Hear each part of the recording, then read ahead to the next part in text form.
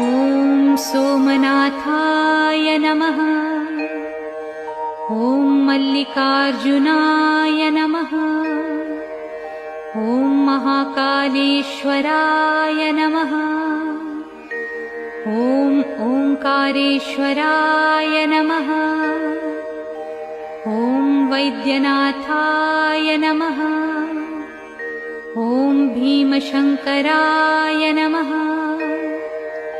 ॐ रामेश्वराय नमः।